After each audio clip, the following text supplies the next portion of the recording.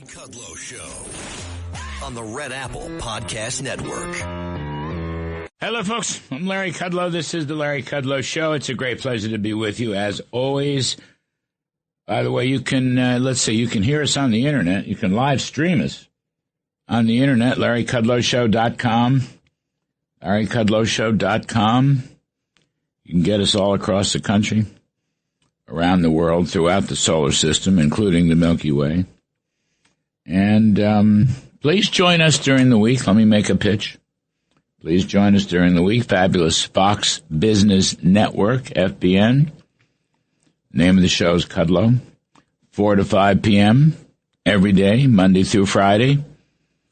And if for some reason you can't get there at 4, why, just text your favorite 9-year-old, and she will show you how to DVR the show. And you'll never miss a thing. You'll never miss a thing. And I'll tell you, whether it's stock market, or the economy, or jobs, or wages, or inflation, people who are writing off President Trump and the GOP in the midterm elections better think twice. Better think twice. The numbers are coming in very, very strong. Very, very strong. When I interviewed him, I was down, interviewed him in the White House on Monday. We played it on the TV show Tuesday. He said he'd do whatever it takes, and he'd work hard to get the word out. So we have to get the word out. But you got some great numbers coming out this week. And he may beat history. He may win the midterms. Hold the House, hold the Senate for the GOP. Most of the time, the party in power loses, but we'll see. I'll tell you. You had big numbers on jobs, probably twice what Wall Street expected. Private sector jobs, construction jobs. Unemployment rate fell 4.3%. Household employment was up over 500,000. Big numbers. Wages were up.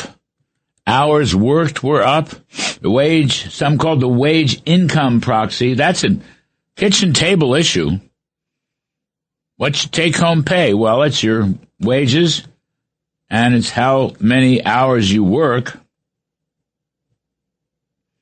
5.6% at an annual rate last 3 months. That's a big number. It's a very big number. And that means you're running basically twice the inflation rate. So we got the CPI yesterday. It came in lower than people thought. 12-month change, 2.4%. That's the lowest since March of 2021, before Biden and Bidenomics got their paws on it and ran it up to 9%, on their way to 21% cumulatively. But just look at these numbers. Wages for production workers times hours worked, 5.6%. That's how much people are making. Inflation, 2.4. So what is that? 5.6 minus 2.4. That is 3.2 percentage points above the inflation rate. Now, if that isn't affordability, I don't know what is. And these numbers are blowing the Democrats out of the water. Blowing them out of the water. And that's why this can be a horse race during the midterms. Mr. Trump told me he's going to run against history, and he's a good communicator. He said, we'll do what it takes. But you can bet, with numbers like these, the GOP stands a very good chance. I'm telling you, very good chance. Trumponomics is working. And, of course, you've got a boom in productivity. You've got a boom in business investment, which is one reason why they're hiring. Companies are hiring. They're profitable. Productivity is strong. Unit labor costs are low. And wages are rising. The economy is going to run, it's already running, 3.5%, 4%, maybe more. We'll talk later in the show how stupid the Congressional Budget Office is, the CBO, and the Federal Reserve, because they think the best you can do is grow the economy at 1.7 or 1.8%. Those are their official projections. We're already growing close to 4%. Trump's first year. They were completely wrong. Completely wrong. His reciprocal tariff policy supposed to cause inflation. There's no evidence of it. In fact, goods prices were flat. Goods prices were 0.0 in January. 0.4, 0.4% for the last 3 months. 1.1% for the last year. That's not much tariff inflation, is it? Meanwhile, he's opening markets, which helps business, which helps our workers. And then there's the stock market. You're close to 50,000 on the Dow. We crossed it earlier, crossed it a week ago, and it's been hovering around 50,000. The S&P 500 hovering around 7,000, both record highs. 135 million people plus in the market. 401ks, IRAs, you name it. Union pensions, whatever, they're all in the market. 135 million plus in the market, benefiting from this tremendous bull market under Trumponomics. The Dow 50,000 prosperity rocket ship, that's what I'm calling it. And yeah, you're going to get your little mini corrections around some of the techie stocks, but it's broadening out. We'll talk about it later in the show in the stock market segment. But you got industrials, consumer staples. It's broadening out. Commodities. It's not just a handful of stocks in the tech sector. Not anymore. Small caps actually beating large caps. We'll talk more about that. But basically, people are making great money in the stock market. Tremendous wealth creation going on. You're sitting at the kitchen table, and your wages are rising, and inflation is falling. Our John Carney, Breitbart's John Carney, he'll be here at the top of the next hour. He's identified 70 or 80 prices that are actually falling. It's a wonderful piece. 70 or 80 prices that are falling. Not just the inflation rate is slowing down, but prices are actually falling. I love that. It's tremendous. And there's no evidence that the money supply is too rapid. And we're going to get ourselves a new Fed chairman, thankfully. I think, by the way, the Federal Reserve should cut their target rate at the meeting in March next month. Mostly people say they shouldn't. I don't see why not. And Jay Powell may want to be stubborn in his last few months, but if you read the economy properly, there's inflation coming down, growth going up, supply side growth, creating more goods. You put more goods on the market, prices fall. Deregulation is coming in. You saw the EPA deregulate over $1 trillion worth, the so-called endangerment clause of EPA. That's been taken away. Car prices coming down because of it. Consumers have better choice because of their action. Lee Zeldin, EPA administrator, doing a great job. It's all anti-inflationary. You can have strong growth at low inflation. That's what happens when you operate on the supply side with tax cuts and deregulation. Federal Reserve doesn't understand that, so you're going to be having a new man, Kevin Warsh, going to come in, throw out the old models, I hope, bring in the new models. Congressional Budget Office never understands this stuff.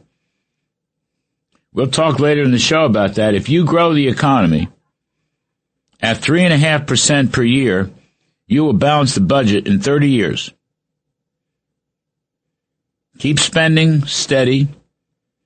Grow the economy. Growth solves problems. 3.5% per year. We ran the chart on the TV show. We'll talk about it later on this radio broadcast. But that's what it would take. But if you grow the economy at a paltry 1.8 or 1.7%, the way these official government agencies, then you're going to have hopeless. You'll be at 200% of GDP. The deficit will be 200% of GDP. But at 3.5%, the deficit will be 0% of GDP. Do you follow me? And we've grown at 3.5% for 100 years.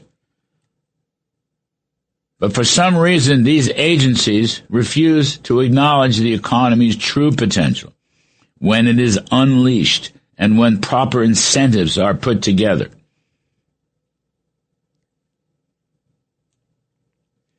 So, the experts are wrong, always wrong. Nobel Prize winners, PhD economists, they're all wrong. Trump is right. We'll play some tape from the Trump interview later on. All I'll say is Trumponomics is working as a midterm victory is now beginning to come into sight. And that's something. I'm Kudlow. We'll be right back. The Larry Kudlow Show on the Red Apple Podcast Network.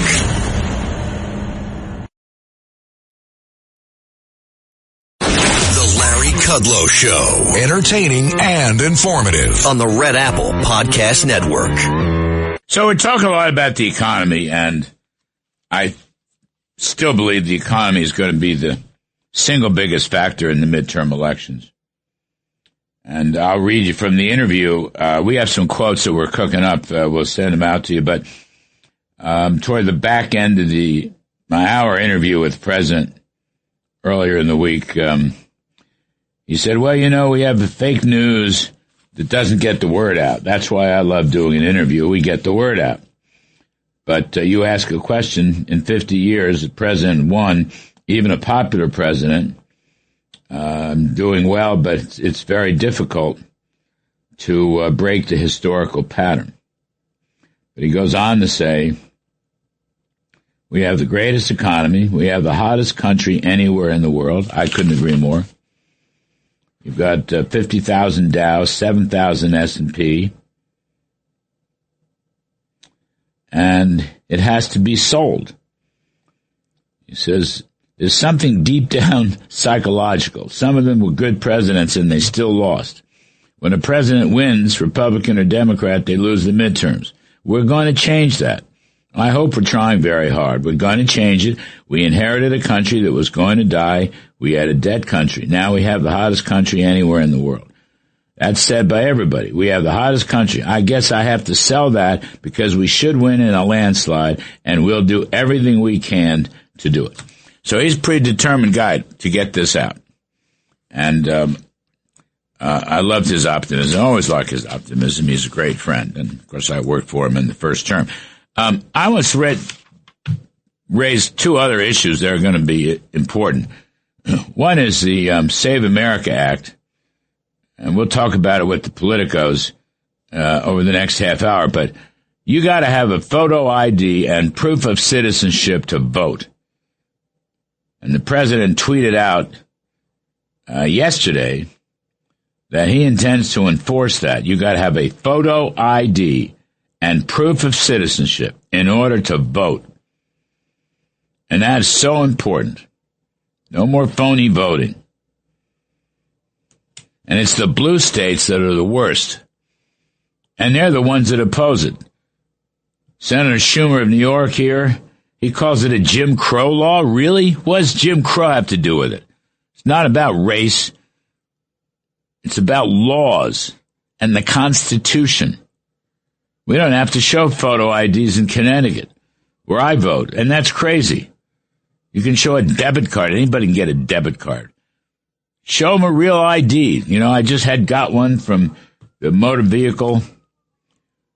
Show that you are a citizen, and show them with your picture on it. This way we won't have any fudged, rigged election. The other debate going on, and it's going to be a hot debate, Senator Eric Schmidt of Missouri, Lindsey Graham of South Carolina, and President Trump want to end sanctuary cities. End them, defund them, and end them, including Minnesota, because, first of all, federal law supersedes local law. But these sanctuary cities are the principal cause of the violence. You've got illegals, criminals in jail, and they should be handed over to ICE in the prison or the jail and let ICE take steps to deport them. But instead, the sanctuary cities and the local politicians prevent their cops from handing them over. So then what happens? They go on the streets, they cause more mayhem. ICE has to sweep the streets, and that's where the violence and sometimes the shootings occur. It's crazy. Get rid of sanctuary cities and defund them, get rid of them, and let's restore photo IDs and proof of citizenship for elections.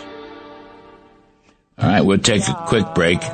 And on the other side, we'll talk with our political pundits, Mark Simone and Joe Concha. I'm Kudlow, folks. Stay with us. The Larry Kudlow Show on the Red Apple Podcast Network. The Larry Kudlow Show. Entertaining and informative on the Red Apple Podcast Network. So, Mr. Trump has been tweeting up a storm about voter ID, and I am all for it. Voter ID. It's something we talked about in our interview earlier last week, but he's continued on it, and he's determined to put it in place for this election. All right, voter ID, photo ID, and proof of citizenship. And, I don't know, Democrats basically oppose it. It passed the House with one Democratic vote. It was a Henry Cuellar on the border in Texas, the only Democrat voted for it. But it did pass the House. It will go to the Senate. And I think it's going to be a hot issue. Let's talk about it with our two pals, Joe Concha, Fox News contributor, and WABC radio host. The Joe Concha Show, Sundays, 11 a.m. to 12 noon. And my pal Mark Simone, Hall of Fame radio host, 710 WOR. And he's weekdays, 10 a.m. to 12 noon. All right, gentlemen. Joe Concha, start with you. Voter ID. This one's coming out of right field, but this is a big issue. And President Trump is going to push this. He's going to fight for it for this coming election. What do you make of it? Well, he said this morning just on Truth Social, Larry, that we cannot have another election without voter ID. He is pushing it to the point where he's even signing an executive order to make sure it happens during these midterms. I don't know, if that's going to hold up legally. But in the end, we always talk about 80-20 issues, right, on your TV show with Mark and me. This is an 85-15 issue. Yes. Fox News poll, 85% of voters want this, and not just Republicans want it or white people want it. An overwhelming number of blacks, 75%, Latinos, 76%, Democrats, 71%, all say if you go into a liquor store to buy a bottle of wine, you need an ID. You want to rent a car? You need an ID. You want to get an airline? You need an ID. You want to buy a gun? You need an ID. All these things, but the most sacred thing we do as Americans, voting, Democrats say, nope, don't need it. So it'll fail in the Senate, I'm sure. And Republicans are now faced with a choice. Do we blow up the filibuster in order to pass this particular bill? Because they don't have the 60 votes right now, Larry, Mark. Just to add, in order for Democrats in the House to vote against the voter ID citizenship bill, they have to have a photo ID card to put in the slot. That's a great point. All right? If they don't have a photo ID card, they can't vote against it. I mean, that's how stupid this is. And as Joe said, look, if you want to buy cigarettes, you got to have an ID card. Photo ID, airplanes, photo ID. A lot of welfare programs, photo ID. But anyway, I have a quote. Do we have the quote? Yes. Here's what he told me in our interview last week on this subject. Hang on one second. Here's some tape. We want to get the Save America Act passed. Save America is on voting. We want people to have voter ID. We want people to have proof of citizenship. And we want to have no mail-in ballots other than if you're in the military or you're sick or you're away or some reasonable but good excuse. So that was Monday. So he's been tweeting about it. And I think Joe Concha said this morning he's tweeting about it. So, Mark Simone, what do you make of this? I mean, again, this is a hot issue. The GOP is going to get a leg up in the midterms on this issue alone. Yeah, Democrats are in such panic. They actually dragged Obama out of wherever he's been hiding and had him come out and fight for no voter ID. You know, and by the way, Obamacare requires photo ID to get on it. And you know, every civilized country has a requirement for photo ID. I was on a show on MSNBC where they were going to yell at me about this. I had to show photo ID to get into MSNBC. Yes. The most racist thing I have ever heard is Chuck Schumer and Democrats actually believing that a black voter couldn't possibly have a driver's license or photo ID. It is such a racist stereotype. I don't know how they get away with this. So there's, Joe said, what, 75% of blacks approve of this? Is that right? Yeah, that's right. 3 and 4. And again, it's not something that the base wants. But I think that this is kind of giving away the game here, that unless you have voting that is not on the up and up, especially when you could have illegals that can vote, maybe that's why 12 to 15 million people are allowed in the country for 4 years. That's all they're trying to protect here. They don't have a coherent argument around this. And whenever they're asked, hey, you're even your own base, even an overwhelming number of your voters want this, why don't you want it? They say something along the lines of, well, we're trying to protect women because if they get married and change their name, then they won't be able to prove who they are. That's the biggest nonsense I have ever heard. That's never been a problem in the past, but that's what they're going with. Mark Simone, when you went on MSNBC, what was their argument against it? I assume they opposed this. What was their argument? It's racist, it's discriminatory, and then I had to point out to them, I had to show an ID to get into the studio. Right. Not to mention, any office building in New York, you have to show photo ID. You can't get a library book without a photo ID. So I can't believe all these institutions are racist. It's a ridiculous concept. And you had to use a photo ID to get into the MSNBC building. Yes, and the CNN building. I've been there, too. Not only do you have to give me your driver's license, they stick it in this slot. They make their own copy of it. Then they take your picture and print up another ID card for you. So you need 2 IDs to get in there. Well, I don't understand. So Trump is on something here, Joe Concha. I mean, look, I've been talking about the economy, which is a rocket ship right now. But this is important. And the other thing I want you guys to talk about is the whole business about sanctuary cities. Okay, now, Lindsey Graham, Eric Schmidt, Senator Schmidt, Missouri, but President Trump, they want to end sanctuary cities. Now, Chuck Schumer and the Dems basically want to end ICE.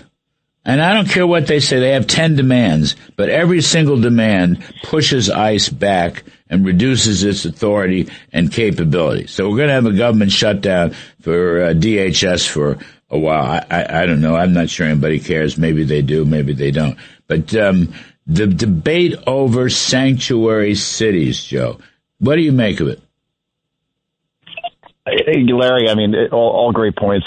Sanctuary cities, another, when you look at polls again, and Mark always talks about how polls are off, even if they're like way off on this, still an overwhelming majority of people do not support sanctuary cities. The only people that do are people that live in, Brooklyn, I guess, that voted for Zohran Mamdani. And you see the way New York is now these days with still snow that's 7 miles high and garbage and rats, and it's gone back to the Dinkin days, probably even worse. But overall, it just, what was the question actually? I'm sorry. Can you repeat that? No, is it an issue? I mean, here's the thing. The backdrop here, it is sanctuary cities that lead to the violence and the shootings. In other words, sanctuary cities, let's take Minnesota, okay?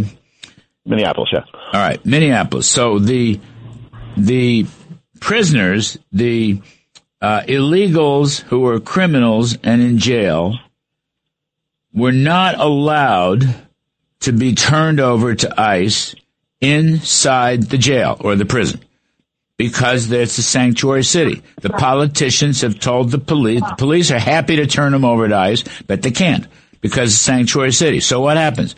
So they were released into the general population, more crime occurs, and ICE has to come in and make even larger sweeps with even more agents, and that's where you get into trouble with shootings and other forms of violence. Okay? Yeah, and so that's the point. And if you abolish the sanctuary city, just like these police forces have all said so publicly.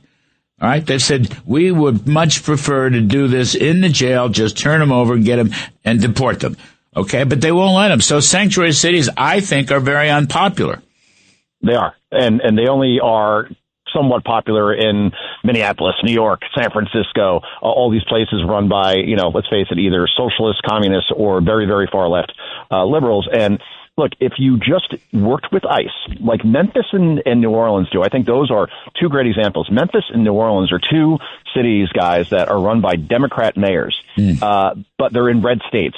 And those Democrat mayors realize that, okay, if we just work with ICE, there's not going to be the chaos like we're seeing in Minneapolis and all this resistance. Have we heard any stories of anything happening with ICE agents and the general public in those cities? No. Has crime gone down in places like Memphis and New Orleans as a result of working with federal law enforcement? By something like 65%. Washington, D.C. is practically a utopia right now as far as like almost no murders this year so far, and we're already into mid-February. So, yeah, work with the Trump administration, work with federal law enforcement. Everything will be a safer place, but Democrats see this as a political, I guess, advantage to have the chaos, and as a result, people are losing their lives, and they just don't seem to care.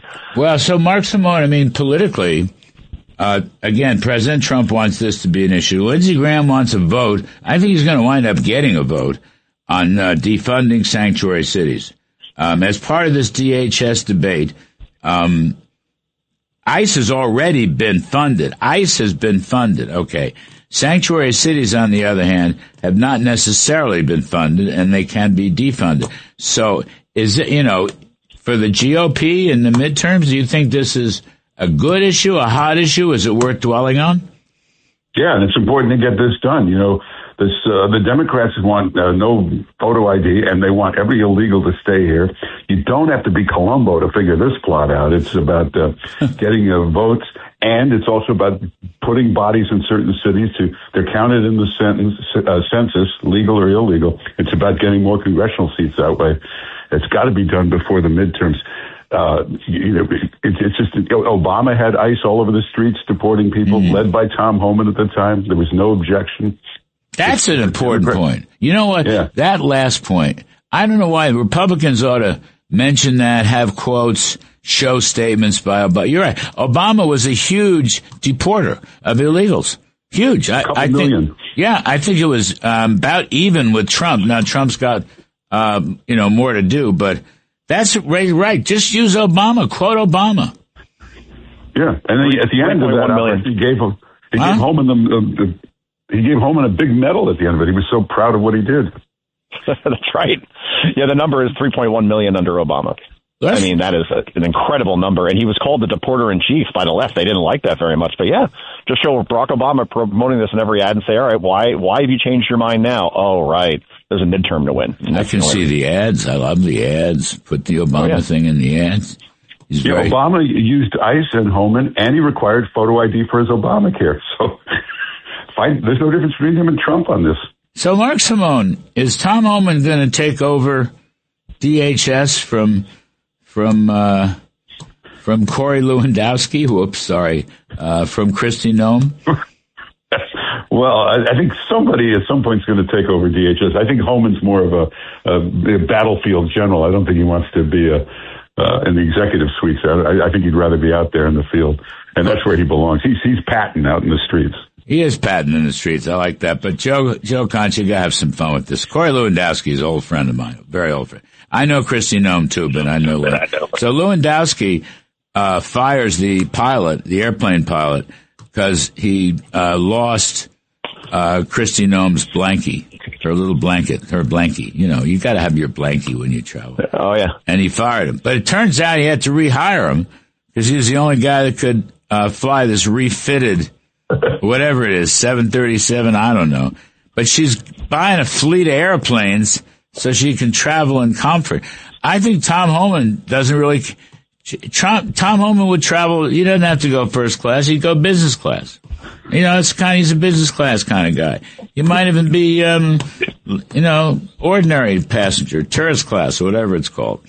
You could put Homan on the back of like a Harley Davidson, he wouldn't care. You know, it's like, he doesn't care about that. But I can tell you, if my wife is listening, trust me, blankets are very sensitive things with women. And if they don't have a certain blanket in a certain place, hell hath no fury like a woman without her blanket. So I kind of get where Corey was coming from. But don't pick those battles, though. I mean, there's plenty of battles to fight out there. The firing over the blanket probably ain't one of them.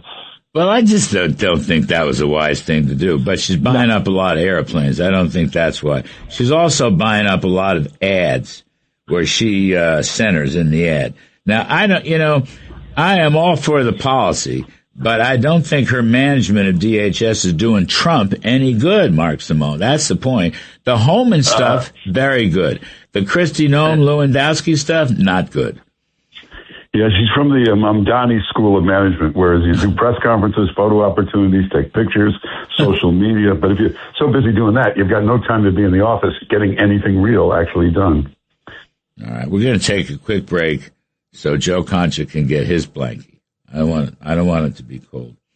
Concha, WABC radio host, okay? Sundays, 11 a.m. to 12 noon.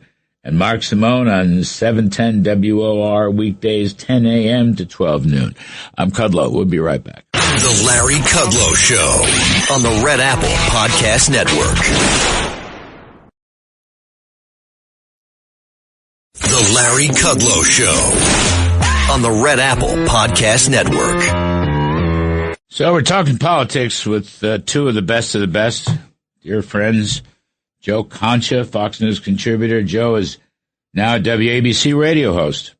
It's the Joe Concha Show Sundays, 11 a.m. to 12 noon. He's a busy fellow.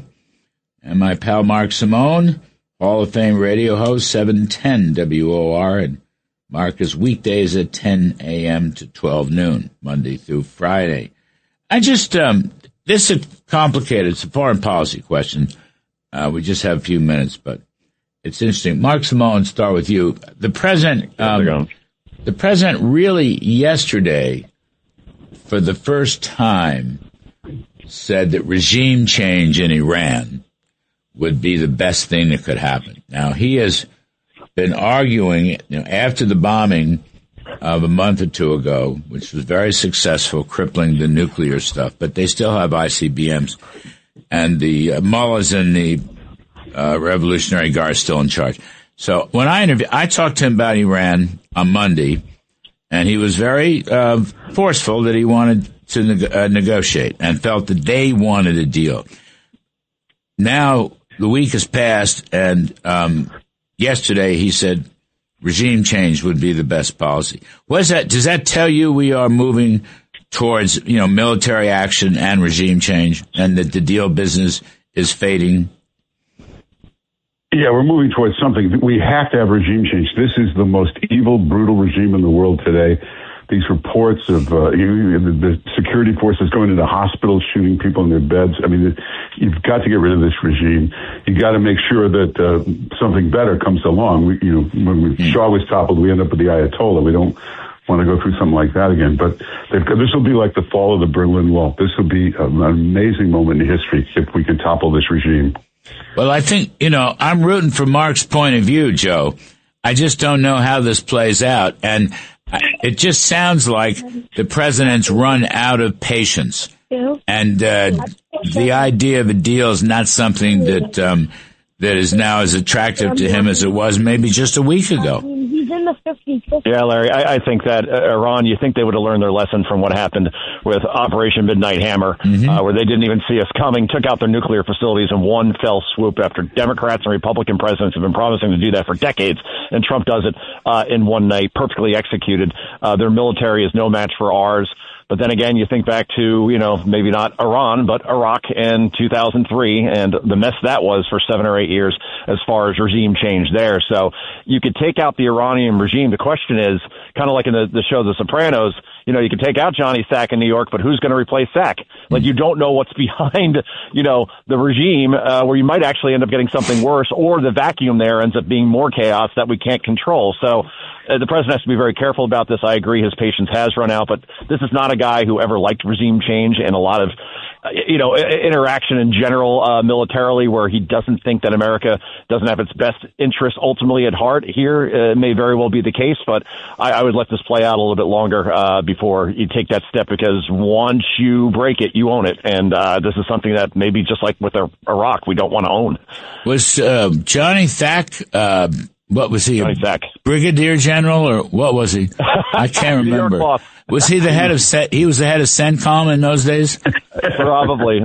Simone knows Sopranos better than I can, but I think it's a pretty good analogy, Mark, right? Yeah, he was the New York boss. Well, the question is, and, running out of time, but the question is, if you make a deal with Iran, the deal will be broken, right? I mean, that's just the whole history of it. And I'm sure that the president doesn't want to start another war, but the fact is, what good is a deal with Iran?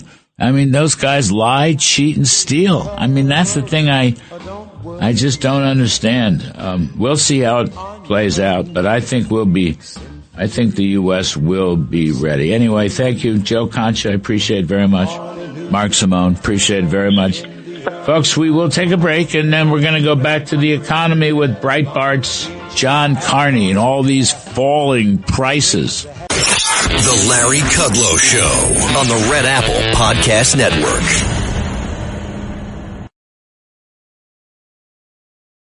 The Larry Kudlow Show. Entertaining and informative on the Red Apple Podcast Network.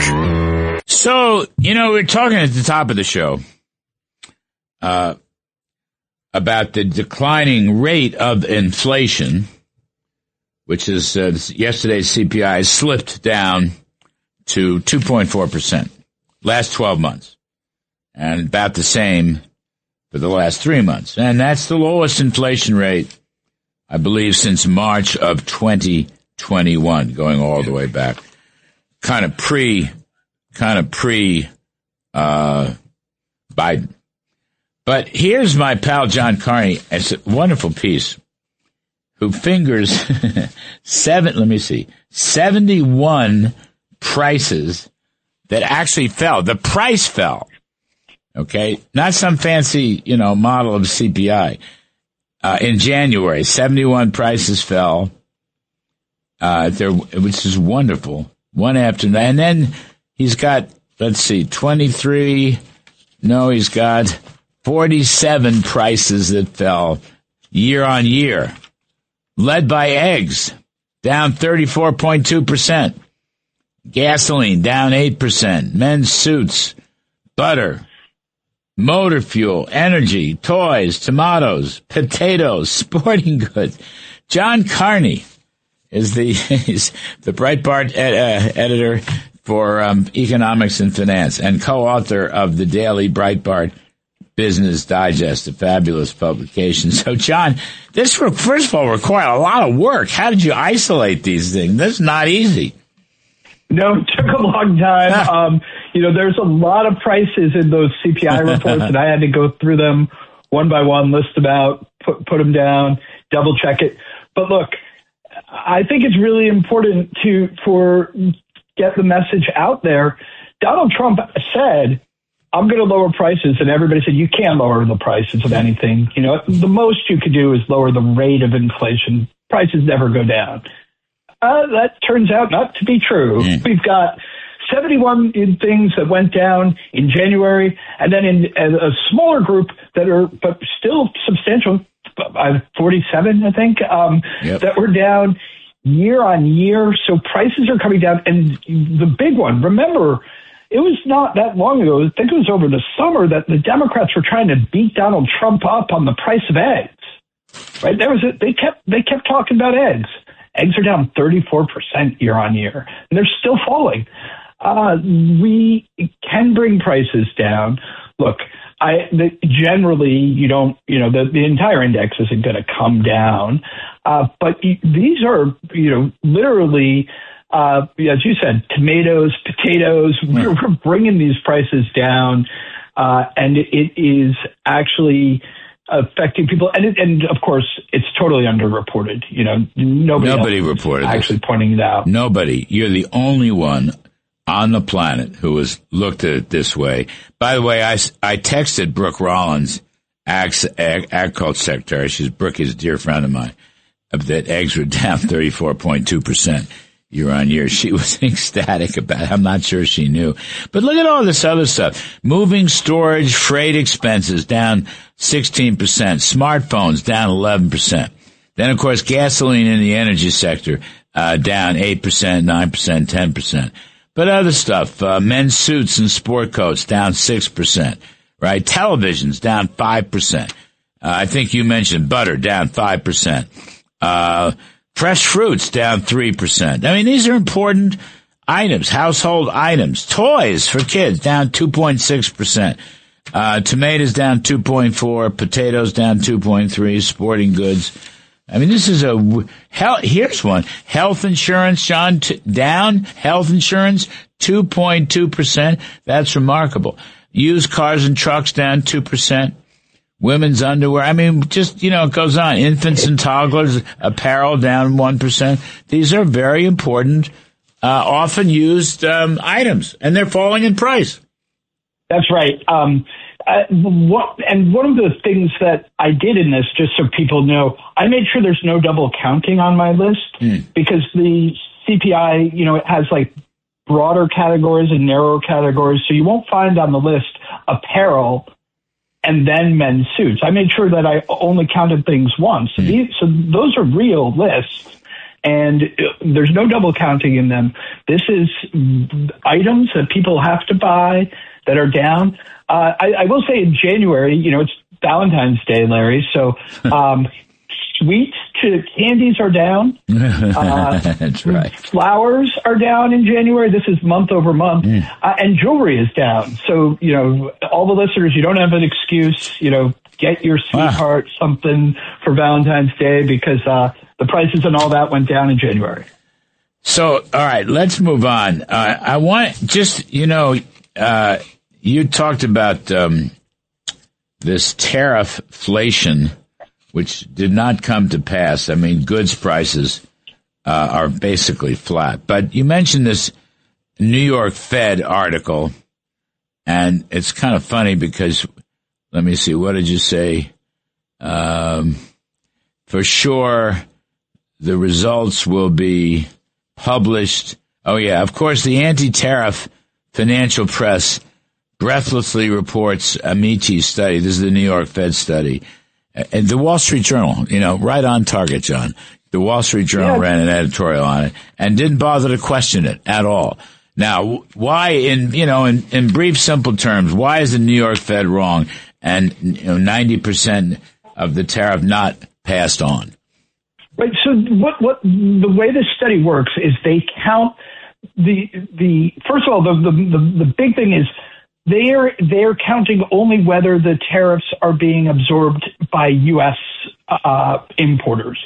So one thing is a lot of those U.S. importers So they're not counting at all whether or not retail prices are rising, but it gets misreported like that all the time, as if households are paying more.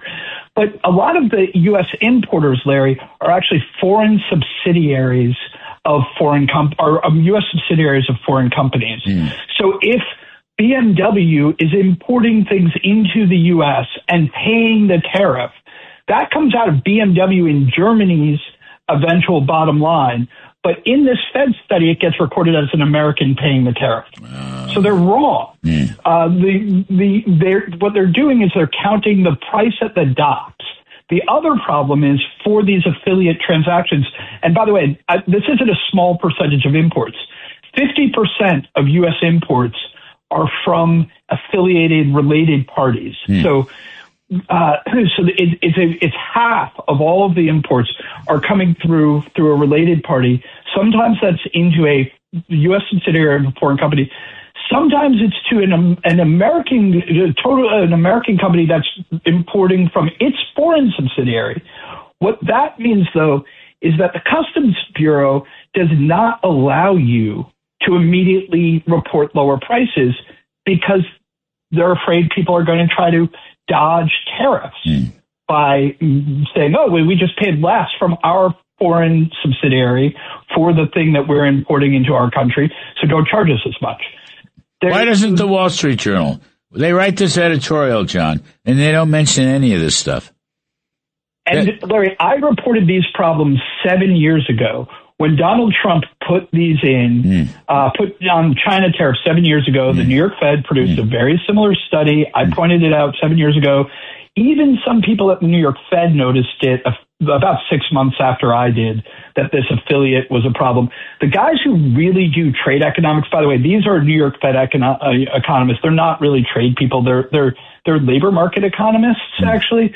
But the guys who really do trade make sure that when they are counting prices and how things shift, that they take out all these affiliated transactions because they know you cannot count those in the same way, because it's really a bookkeeping exercise when you are a multinational company and you're counting the price of something you're importing, what you paid your foreign subsidiary for. That's a different, that's not a real transaction price, which is why this Fed study doesn't measure what it believes it measures. I excused that 7 years ago. Maybe, it was, they found a data set. Larry, you know this. Like, economists find some new data set, they fall in love with it, and they think it tells them everything about the world. If they go and interview the people who really deal with that kind of data, they discover that it doesn't tell them the story they think. These guys should know because, again, 7 years ago, the study was flawed. They updated it for 2026 for the 2025 tariffs, and it's still wrong. Yeah. Meanwhile, commodity goods prices that are easily tariffed are moving. 0.6 last 3 months, 1%. That's how you know it's wrong. Months. I know. That's how you know this 90%. Simple. If Americans are paying 90% of the tariffs, how come the prices of anything doesn't go up? I know, it's just incredible. Anyway, John Carney of Breitbart, the best of the best. Thank you, buddy. We'll take a quick break, and my pal David Malpass is going to talk about Kevin Warsh and what he should do as the new Fed chairman. I'm Kudlow. We'll be right back, folks. Stick around. The Larry Kudlow Show on the Red Apple Podcast Network.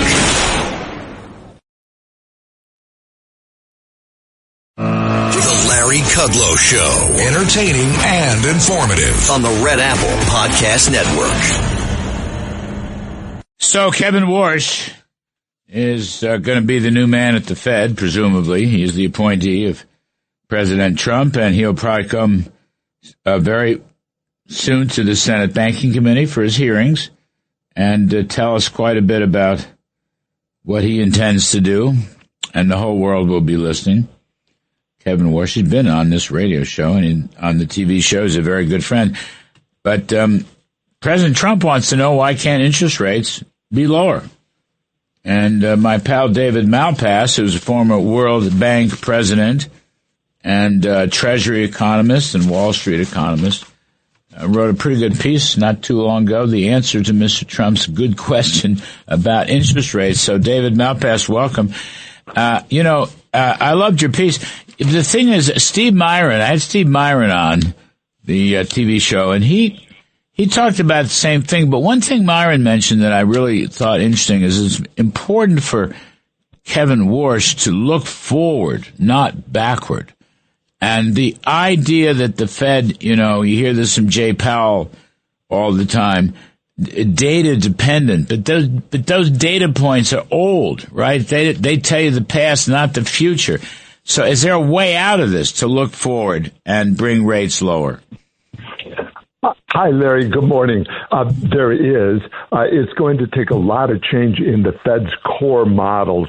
So you're exactly right. They have to look forward and think, what is their mandate, which is price stability and full employment, and what's wrong with the models that keep causing us to be way far off the mark? For 30 years, the Fed has missed the mark massively. Even last summer, by delaying the rate cut, Powell cost, I think, $100 billion to the economy by waiting from June until September to make that first rate cut. If it was needed, you could have done it in June.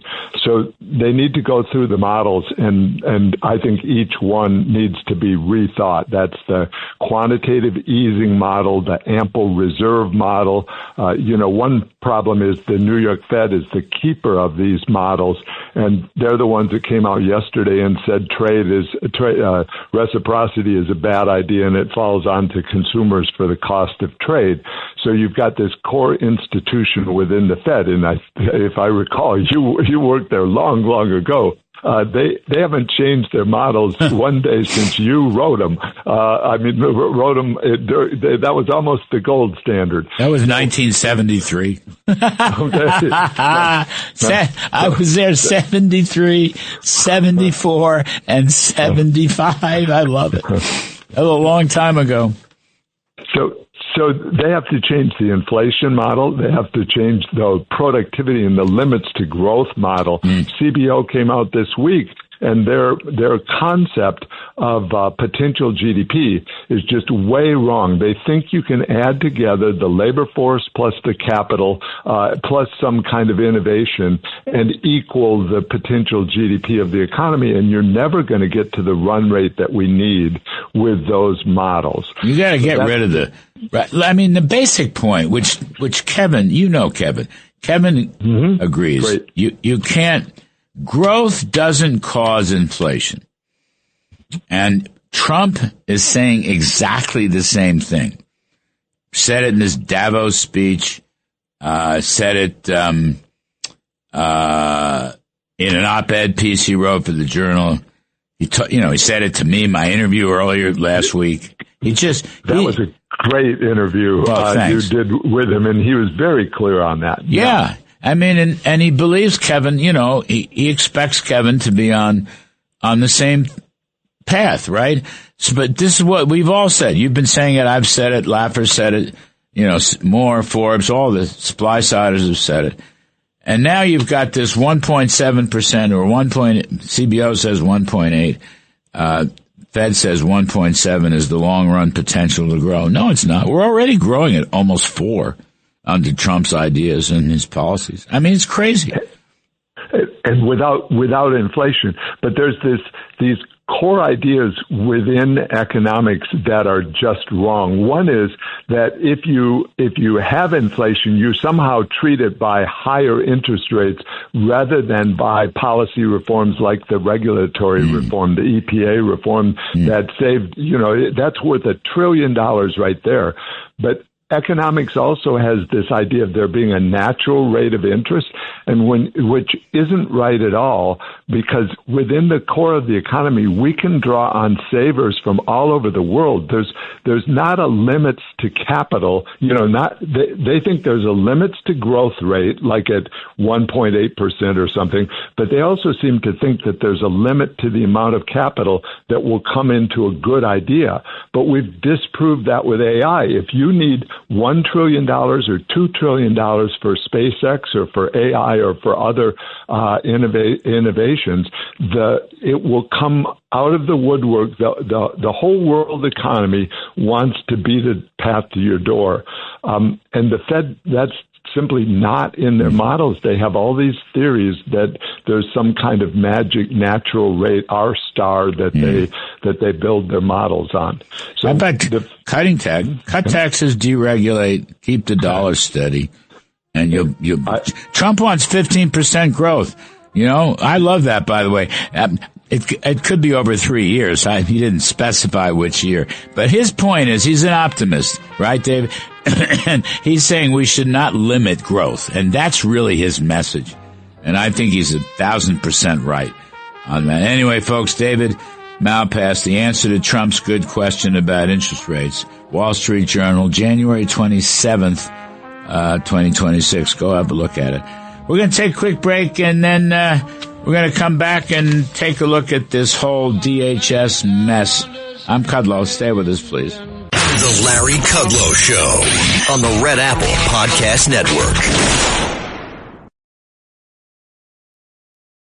The Larry Kudlow Show on the Red Apple Podcast Network. So, just coming back to this business about closing down or defunding ICE. Right, not sanctuary cities, which is what the Republicans want to get rid of. But Chuck Schumer and the Democrats want to get rid of ICE.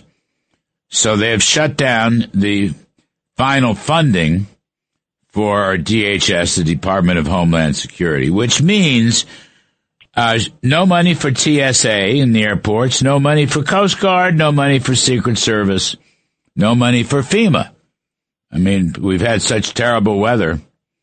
So it just sounds pretty stupid. I don't know what the ins and outs are, but we're welcome to the show Theo Wold, who's a former assistant attorney general in Mr. Trump's first term and a domestic policy advisor. Theo, what happens here? I mean, so we have a shutdown.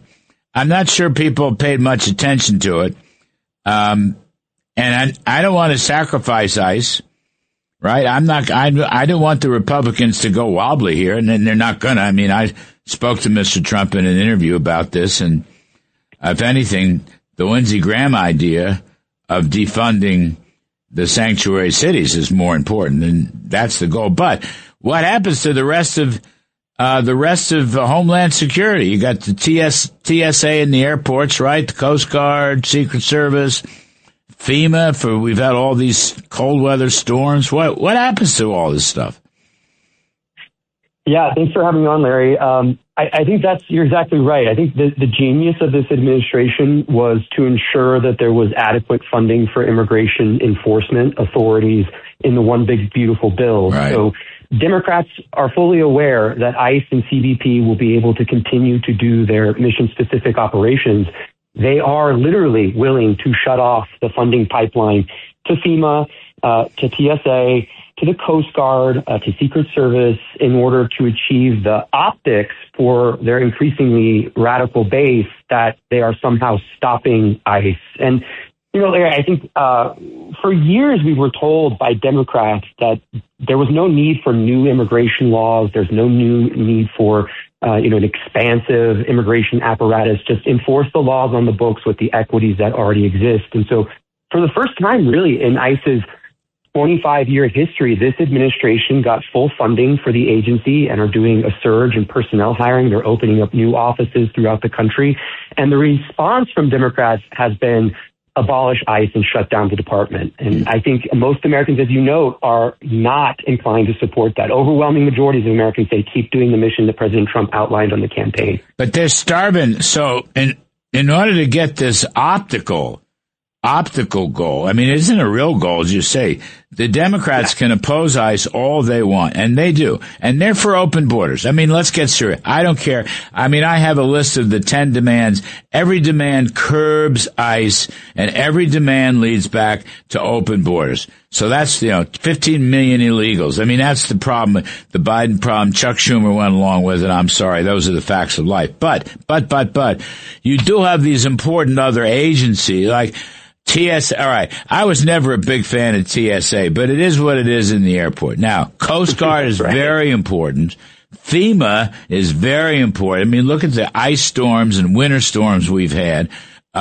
Secret Service is very important. I mean, assassination attempts on President Trump and so forth. I mean, this will go on for quite some time, right? There's no end to it because the Republicans are not going to push back.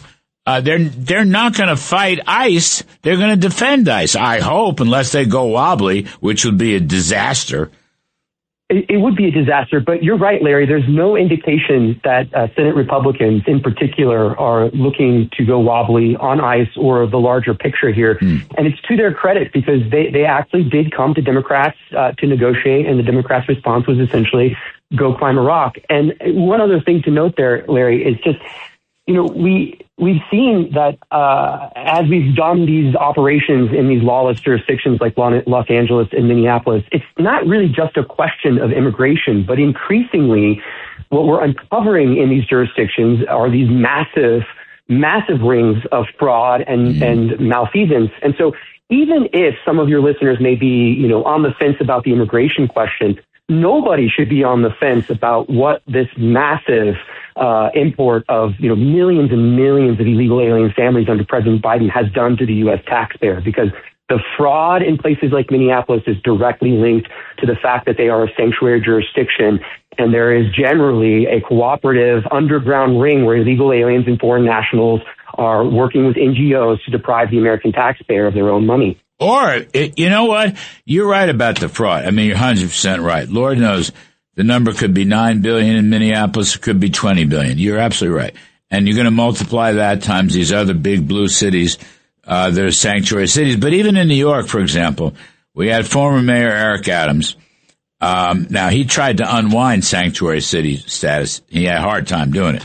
But he had to pay for all these illegals. I mean, above board, he had to pay for them. Yep. Housing, hotels, food, welfare. And I don't know what the final number was, but I know it was estimated at $12 to $15 billion about midway in Adams's, term as mayor. So that's what you're talking about. Multiply that times whatever, 10 blue states or 12 blue states, and you can go bankrupt on that alone. That's that's part of the insanity of this whole thing. But it's not going to get fixed, Theo. Right? The two sides are going to fight it out, and we're going to have to vote on it in November. I think that's what it boils down to. I'm happy to do it that way. Let's vote on it. I agree, Larry. This ends in an electoral decision, and thankfully, so far, the American people see the Democrats' play for what it is, which is what you said a moment ago. It is a policy that endorses, that is built upon open borders. Yep. And just one quick statistic that'll put what you just said in perspective on New York alone, Larry, for your listeners. So you see all these top line numbers about free healthcare, housing, all of this. Boil it down. The average illegal alien in New York under the Biden administration got 10x the benefits that we extend to our veterans who fought in the Iraq or Afghanistan wars. Right. Wow. And then I got a socialist mayor who won't take homeless people in, so they're dying in the snow. And meanwhile, we're fighting it out over FEMA. Anyway, it's crazy. Theo Wald, appreciate it very much, former Assistant Attorney General. Folks, we take a quick break, and we bring in Ambassador Robert O'Brien, former National Security Advisor. What is going to happen with Iran? Is there regime change coming or not? I'm Kudlow. We'll be right back. The Larry Kudlow Show on the Red Apple Podcast Network.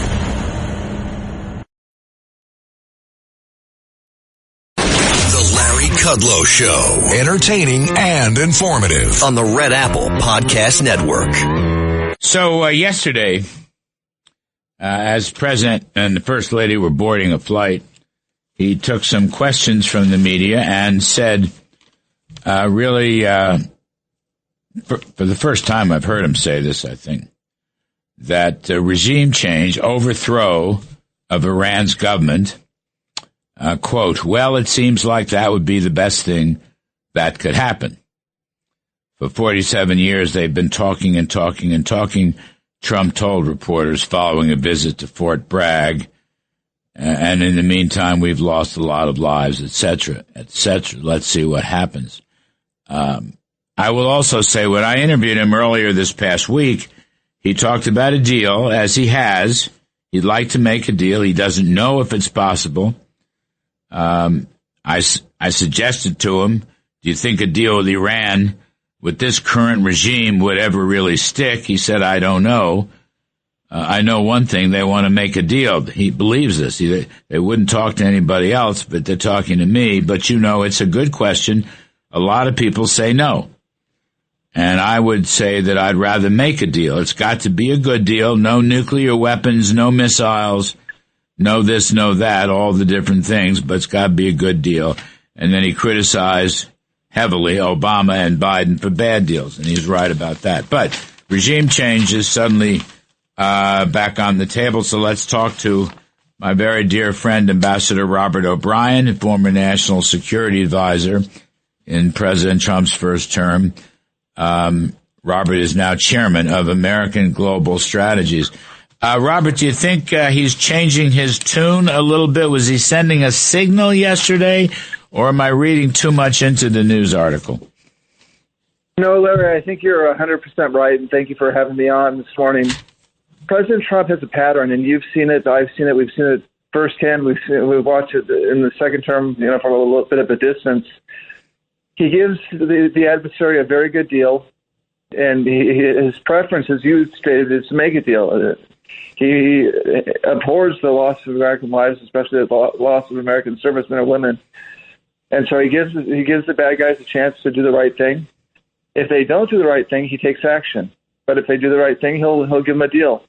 The problem with the Iranians is they've, for 49 years, as you pointed out, they've been punking American presidents, from Jimmy Carter, even Ronald Reagan, who hit him pretty hard with a naval attack. But George W. Bush, George H.W. Bush, Clinton, Obama especially. Obama just surrendered to him, and Biden was much the same attitude. So they don't know they're dealing with a different president, with President Trump. So I think what's happened is he gave them the offer. They're stalling on it. They're extending and pretending and trying to use these negotiations to get past the crisis. And now President Trump is saying, okay, the window's closing. And I'll tell you, when the window closes, it closes. Yeah, that's for sure. He's moving. This particular article I'm looking at, Robert O'Brien, he's moving another aircraft carrier group into the region. The USS Abraham Lincoln is there. This one says the second aircraft carrier, the USS George H.W. Bush, is prepared to deploy. I had also heard that, I thought I read someplace the Gerald Ford battleship group, but you know more about that than I do. But the point is, he's moving more resources into the region, which is itself probably a leading indicator. What you think? I agree, Larry, because once you move a carrier battle group into the region, you can only leave it there for so long. The deployment, schedule for these carriers is, at max about 280 days. The Abraham Lincoln is getting close to that. I'm like you, I don't get the morning brief anymore. But I read in the paper that they're thinking about sending the George H.W. Bush from Norfolk or sending the Ford, which has been on station off Venezuela. There's a potential there that they could send they could send the Ford and the Bush. And so then you have three carriers in the region. And keep in mind, each of these carriers has about 90 aircraft on them.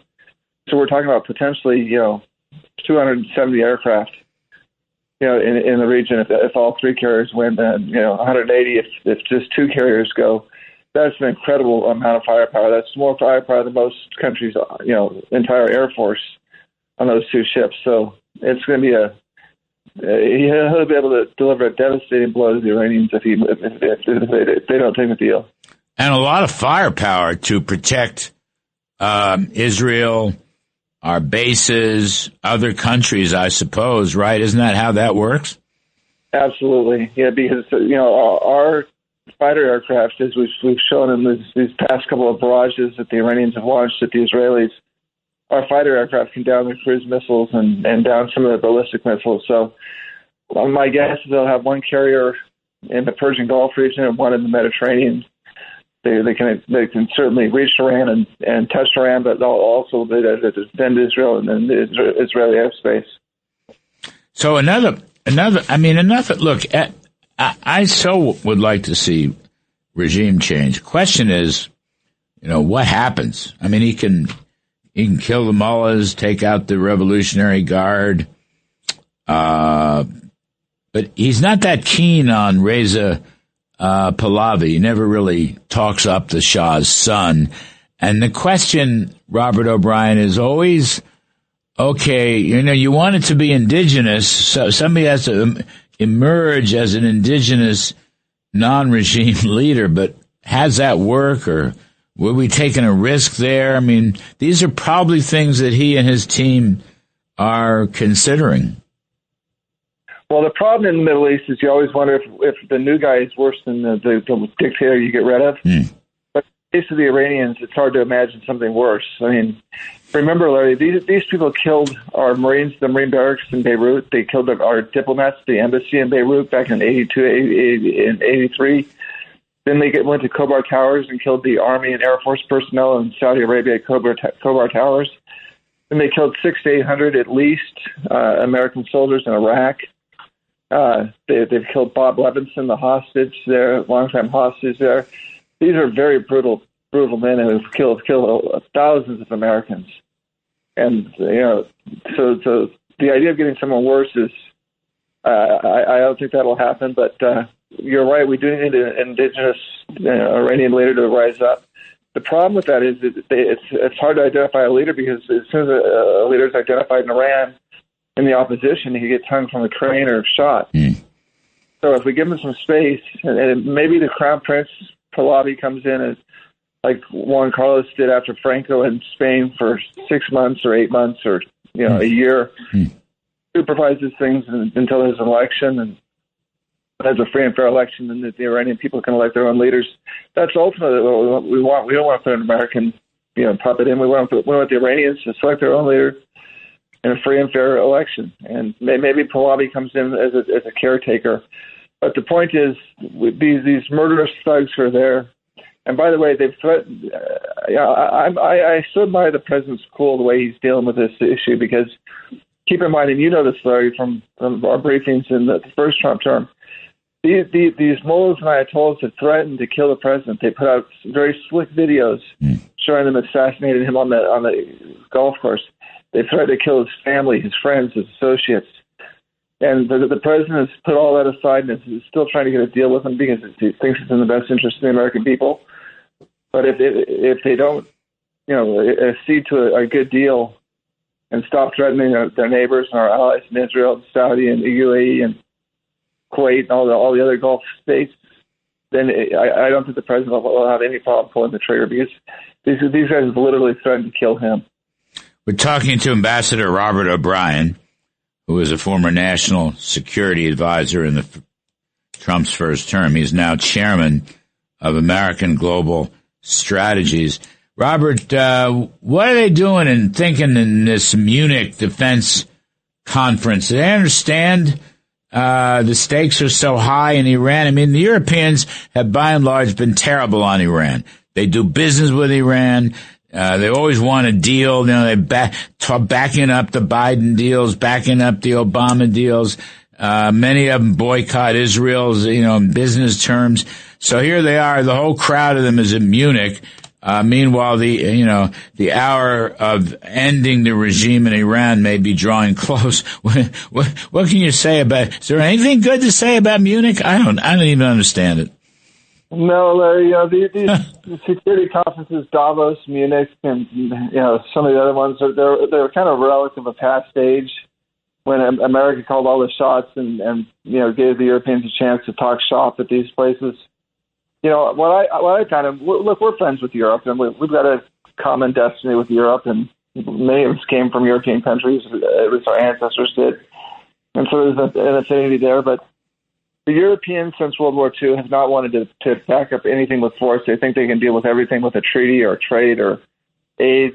They've let Mugabe and Castro, and they have these love affairs with these third world despots, Maduro, Chavez, the Ayatollahs. I mean, the Ayatollah was in exile in France before he came back. When he overthrew the Shah, he came from France. So they think if they give aid and appease their adversaries, that they'll, it's just something they'll be the last person eaten by the crocodile, I guess. But quietly, they'll tell you when we're taking action. They'll all come quietly. They'll never say it publicly, but they'll quietly tell you, "Thank you. This is a terrible problem. You handle it." And then they'll go on TV and talk about the big bad Americans not doing something on a multilateral basis. But yeah, they would be very pleased if we got rid of the Iranians, but they're never going to come out and say it. You were the one that I'm almost sure you were the one that reminded me a week or two ago that they're still buying oil and gas from Russia. Their supposed arch enemy. I mean, they're buying oil and gas from Russia. They're buying oil and gas from Iran. Yeah. They're in massive trade with China. Oh my God! And then they want America to defend. They want American taxpayers to defend them from these countries that they're doing these big trade deals with. It's quite astounding. Phenomenal. But we love our European friends, and it's going to be tough love in Munich, but and families need a little tough love. Nothing but love, right? Tough love. I love that. Tough love. Ambassador Robert O'Brien, just about as good as it gets, folks. He's now chairman of the American Global Strategies, and I pitch in every now and then. Thank you, Robert. We appreciate it very much. Folks, we're going to take a break, and then we're going to do some stock market work on the other side. Dow 50,000, S&P 7,000. It's a wonderful story. I'm Kudlow. Stay with us. The Larry Kudlow Show on the Red Apple Podcast Network. The Larry Kudlow Show, entertaining and informative on the Red Apple Podcast Network. Welcome back, folks. Hour 3, the Larry Kudlow Show. You can live stream us over the internet, LarryKudlowShow.com, LarryKudlowShow.com.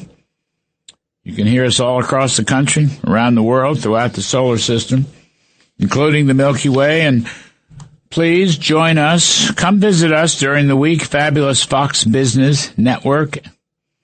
The name of the show is Kudlow, 4 to 5 p.m. every day, Monday through Friday. And if for some reason you can't make it at 4, just text your favorite 9-year-old, and she will show you how to DVR the show. It's not hard. We're going to do some stocks. All right, so the market is sort of backing and frothing, and something was off a little bit this past week, but we're still within shouting distance of Dow 50,000 and S&P 500 7,000. And interestingly, we had a little dinner meeting of the Committee to Unleash Prosperity in New York. I don't know, Wednesday or Thursday. But one of the smart investment people was telling me, and I looked at the small caps are outperforming the big caps right now. And small cap banks, medium cap banks are doing very well for the first time in, 20 years. I can't remember what he told me, but it was quite interesting. And before we get to our experts, I'll start off my pal, Jason Trennert, all-star investment strategist. And he's very optimistic about the economy. Let's see. What is he saying? There is great frustration. In a meaningful change, the president seems to acknowledge in an interview with Larry Kudlow this week that it's unwise politically to tell people how they should feel. Concerns about how the economy is perceived by the media and the people lead to further attempts to stimulate the economy. But he's basically saying, you know what? Everything is going to be just fine. Not a single element of our bull market top checklist suggests that the broader market is in danger. Earnings growth remains robust. Long-term interest rates are quiescent. Market leadership has broadened beyond the technology sector. Some consolidation in the tech sector was inevitable, and in our opinion, increases the chances that the bull market will continue to run. Right. Jason Trennert, he's all-star investment strategist and a dear friend of mine. Anyway, we got a couple all-stars. We got Jack Barusian, chairman of SmartX Data. We got Jim LeCamp, senior VP for investments at Morgan Stanley. Gentlemen, welcome back. Jim LeCamp, you agree with Jason Trennert? I do. What do you think? Yeah, I do. If you look at historical bull markets, you would typically not find a top when earnings are rising. The Fed is still in a rate-cutting cycle. Productivity is rising with the markets near all-time highs. So that's pretty much a checklist for a healthy market, not an unhealthy market. Not only that, you've got rotation going on. You've got, and you mentioned some of the rotation, but there's a lot of rotation going on. Small caps from taking the lead from large caps. You've got international doing a little better than the U.S., but even in the U.S., you've got rotation, you've got value and energy doing better. And even within technology, you've got rotation with the AI infrastructure stocks still doing very well. Look at Western Digital, Micron, Seagate. They're doing better than the implementation stocks. So all you're seeing right now is a consolidation of leadership, some rotation, but 74% of companies have reported earnings, and the results are very, very good, about 9% right now. And earnings are the mother's milk of stocks. Not to mention productivity. Productivity is accelerating not only economically, but within corporations. That's a very healthy thing. And yeah, will there be some displacement of jobs? Probably, but we'll see. There's always that fear with new technologies, but it typically is a fear that gets exaggerated beyond the reality. Well, anyway, inflation rates are coming down. Employment rates are going up. Wages, Jack Barusian, wages are rising so fast in the January reports. Very interesting. I said this at the beginning of the show. I'll say it again. When you look at the wage income proxy, okay, take a look at the employment report. Average hourly earnings up and hours worked up. You put the two together, the increase for the last 3 months is 5.6%. 5.6% wages for the past 3 months. The inflation rate for the 3 months is 2.4. So you have 3 percentage points increase of wages over inflation. Now, that blows up the affordability arguments that Democrats have been making. But there's so much money around, they can invest it in the stock market, for heaven's sakes. Well, Larry, what if we say that was, that's just the beginning? Here, and by the way, Jim was spot on with his analysis. But one of the things that I'll point out, and very few people are talking about, is that the market essentially has been doing all this digesting for the last couple of months while we've seen a 50% drawdown in Bitcoin. And had you talked to any of us at the beginning of the year and said, what do you think will happen to the stock market if we see Bitcoin come off from 126,000 down to 60,000? I think you would have seen a universal opinion that we would have seen at least a 20% break in the market. So, and that didn't happen. That's telling me that there's a lot more strength that's hidden underneath this market than we think. Now, one of the things that I will say is that, looking at the yield curve, it tells me that the short end is still way too tight.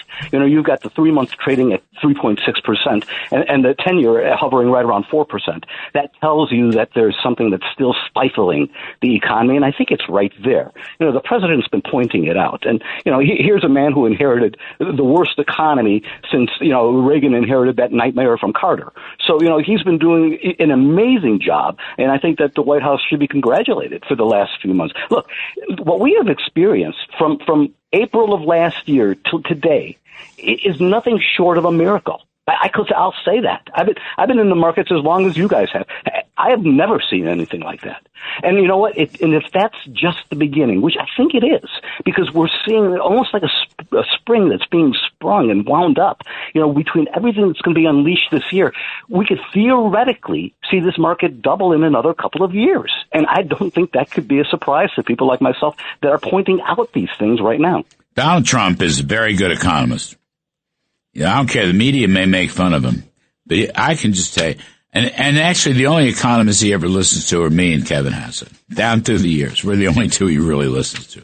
But he himself is a very good economist, and he has had a much better predicting career than the vast majority of economists. Now, he wants lower Fed target rates.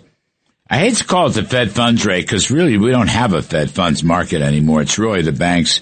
It's really what the Fed pays the banks to park reserves at the Fed because there are no reserve requirements.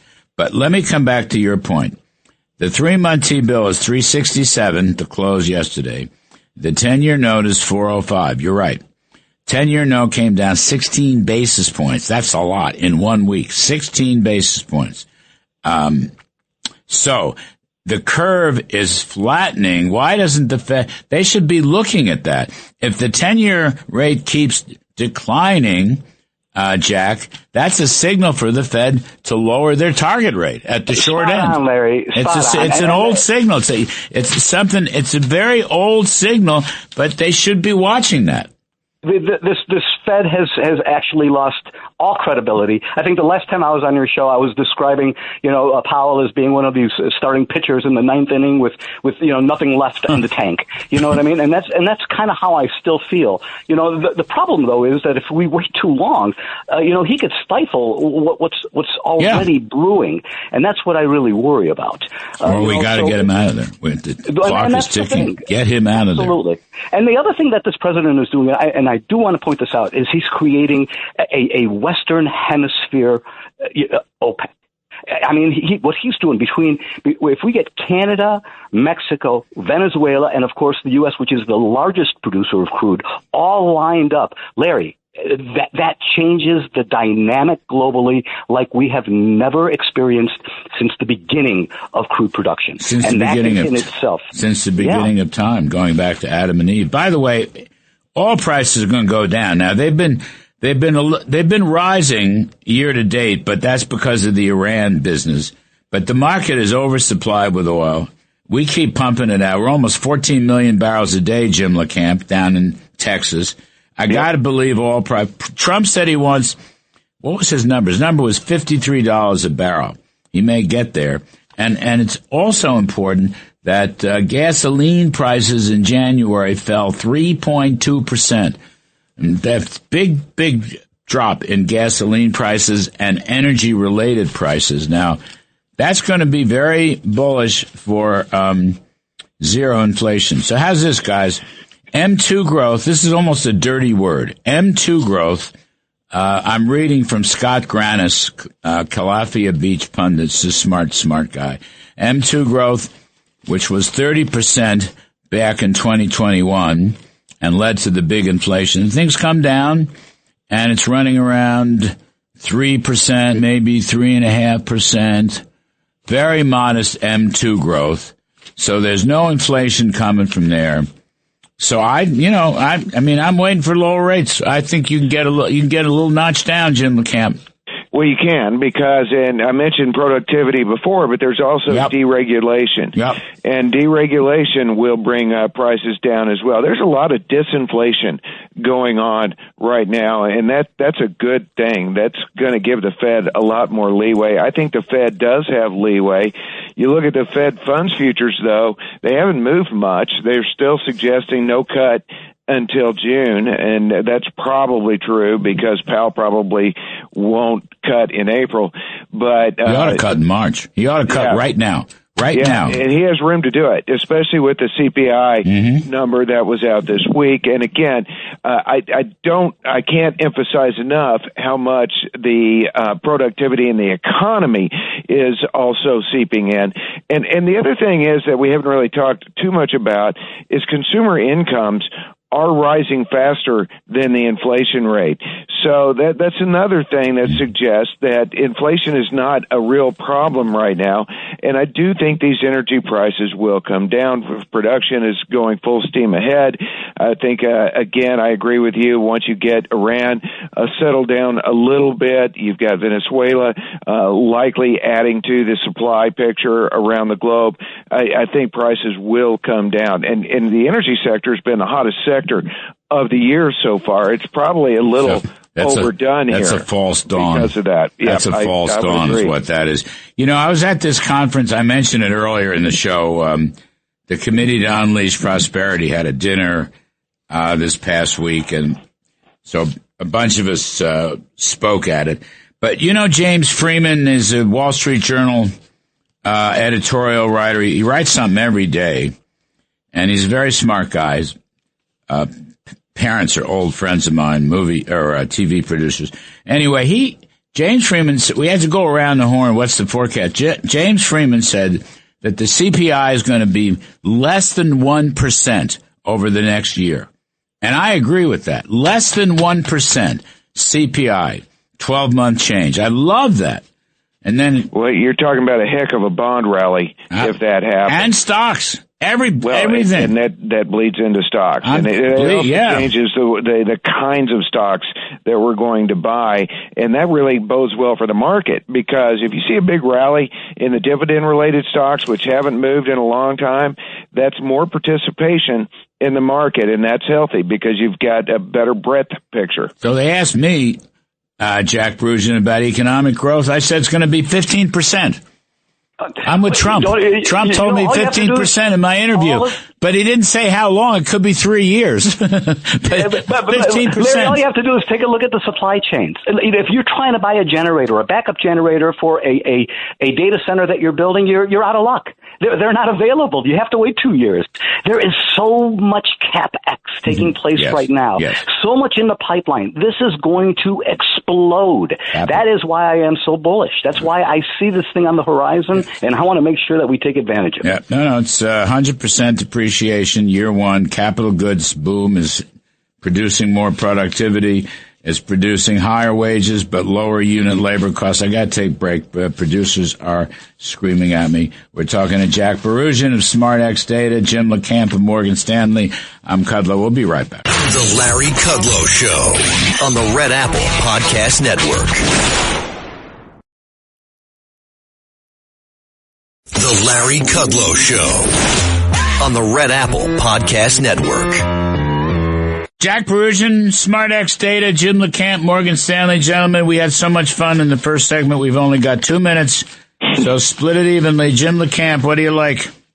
Home builders, we could probably start nibbling again at some of the commodity natural resources areas now that they have sold off, and the travel stocks are still, if you're a momentum player, those are the areas to be in. Jack Brujan, there's a factory boom going on. How about construction-related stuff? Yeah, you're right in my mind, Larry. That's where I'm looking to put my money. That's between that, anybody who's building a data center right now, anybody that's in supplying a data center, that's where you want to be. People that are putting the optics in there, the fiber in there, the backup generator, everybody in that world right now has got supply books that are filled. 30 seconds, Jim LeCamp. How about banks? How about smaller and medium banks? Yeah, I think that curve is going to steepen some more, and that group, the regional banks, has been pretty strong. A lot of good charts there. I think you can absolutely nibble in these areas. Jack Brujan, bond rates may come down, but I'd rather own stocks. Well, I think stocks are going to give you a much better return over the course of the next couple of years than bonds because of what we've been talking about for the last half hour here. I mean, that's really a key point. Inflation rates coming down. It's got to help the stock market. How about precious metals? Go ahead, real fast, fellas. Precious metals. Gold could break $1,000 overnight. That's the one thing that worries me. And remember what happened in those early days of Reagan. I think there's more consolidation to happen there. I do like the industrial-related ones, like copper and silver. Yeah, copper and silver. Much more constructive. All right, fellas. You're terrific stuff. If you had a decent host, we would have had more time in the second segment, but alas, Jack Brujan, and Jim LeCamp. I appreciate it very much. Folks, stick around. Money Politics coming up with Liz Peek and Steve Moore. I'm Kudlow. We'll be right back. The Larry Kudlow Show on the Red Apple Podcast Network.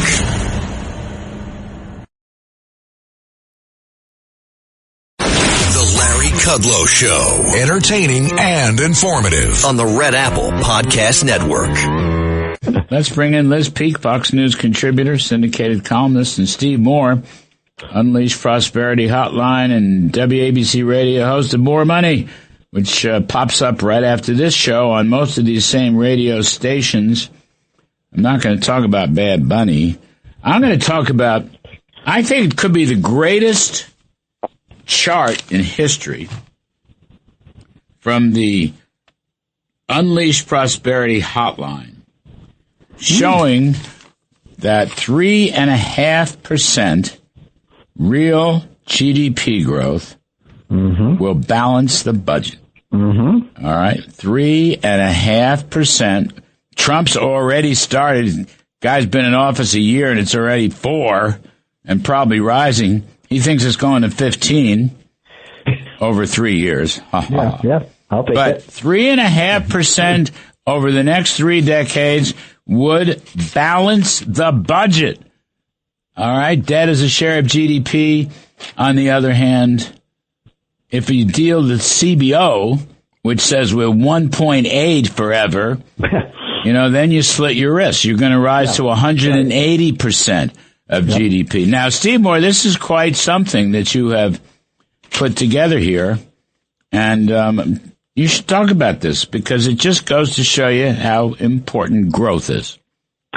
Well, that's right, Larry. And so, and you're also right, the CBO came out with this big report that got a lot of headlines in Wall Street Journal and New York Times about, oh my God, we're going to be awash in debt and it's going to destroy the country. And look, I mean, we're all worried about the size of the national debt and our large deficits, but you need to have strong economic growth. Now, remember when Reagan came in, everybody was complaining about the big deficits.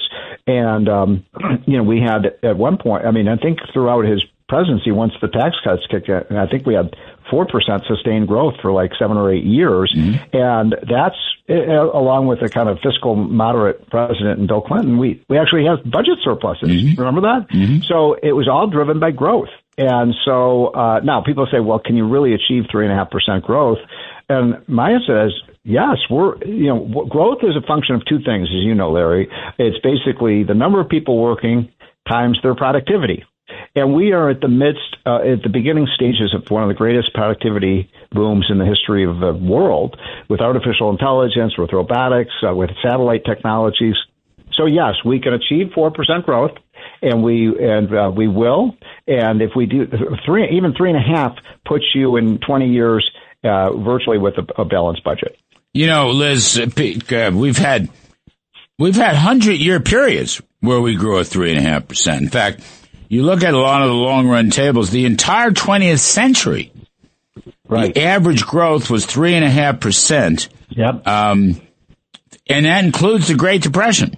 Nonetheless, and Jeremy Siegel's Stocks for the Long Run, he claims the 19th century was 3.5%. I know from 1947 through the year 2000, we grew at 3.5%. Right. And then we slumped because we've had very poor policies. But the point is, Liz, Trump says 15% and everybody makes fun of that. Okay, go ahead, make fun. He's making a point about unlimited growth and optimism. And by the way, he never specified how many years the 15% would be.